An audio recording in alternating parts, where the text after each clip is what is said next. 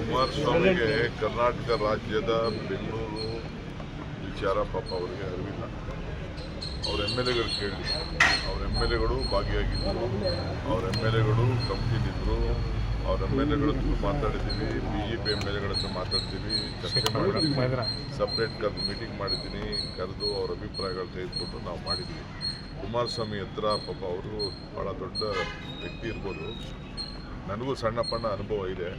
ನನ್ನ ಅನುಭವದ ಮೇಲೆ ಯಾವ ರೀತಿ ಪ್ರಜಾಪ್ರಭುತ್ವ ವ್ಯವಸ್ಥೆಯಲ್ಲಿ ಡೆಮೊಕ್ರೆಟಿಕ್ ಸೆಟಪ್ಪಲ್ಲಿ ಹೆಂಗೆ ವಿಶ್ವಾಸಕ್ಕೆ ತೆಗೆದುಕೊಳ್ಬೇಕು, ವಿರೋಧ ಪಕ್ಷದ ನಾಯಕರುಗಳನ್ನ ಹೆಂಗೆ ಅವ್ರ ಶಾಸಕರನ್ನ ತೆಗೆದುಕೊಳ್ಬೇಕು ಅಂತೇಳಿ ಅವ್ರ ಅಭಿಪ್ರಾಯ ಏನೇ ಇರ್ಬೋದು.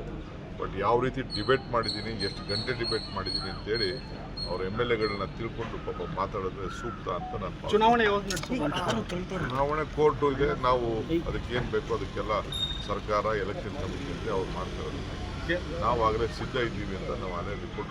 ಕೇಂದ್ರದ ಅನುದಾನ ಬರ್ತಾ ಇಲ್ಲ ಸರ್ ಅಂತ ಸರ್, ಜಿಬಿಎ ಚುನಾವಣೆಯಿಂದಾಗಿ ಕೇಂದ್ರದ ಅನುದಾನ ಬಂದಿಲ್ಲ ಅಂತ ಸರ್, ಕೇಂದ್ರದ ಅನುದಾನ ಬಂದಿಲ್ಲ ಅಂತ ಚೆಕ್ ಮಾಡ್ತೀವಿ. ಕೇಂದ್ರದ ಅನುದಾನ ಮುಖಂಡರು ಹೈಕಮಾಂಡ್ಗೆ ಪತ್ರ ಬರೆದಿದ್ದಾರೆ, ಸಮುದಾಯದ ಮೇಲೆ ಹಗೆ ಸಾಧಿಸ್ತಾ ಇದ್ದಾರೆ ಅಂತ ಆರೋಪ.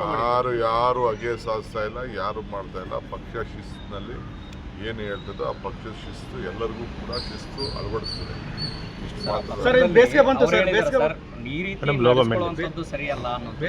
ಬಂತು, ನೀರಿನ ಅಭಾವ ಬೆಂಗಳೂರಿನಲ್ಲಿ. ನಾವು ಈಗಾಗಲೇ ಅದರ ಬಗ್ಗೆ ಕ್ರಮ ಕೈಗೊಂಡಿದ್ದೀವಿ. ನೀರಿನ ಬಗ್ಗೆ, ನೀರು ಅಂತರ್ಜಲದ ಬಗ್ಗೆ, BWSS ಬಗ್ಗೆ ಎಲ್ಲ ಕರೆದು ಮೀಟಿಂಗ್ ಮಾಡಿದ್ದೀವಿ. ಈಗಾಗಲೇ ನಮ್ಮ ಆಫೀಸರ್ಸ್ ಲೆವೆಲ್ ಮೀಟಿಂಗ್ ಆಗಿದೆ. ಏನೇ ಸಮಸ್ಯೆ ಬಂದು ನಾವು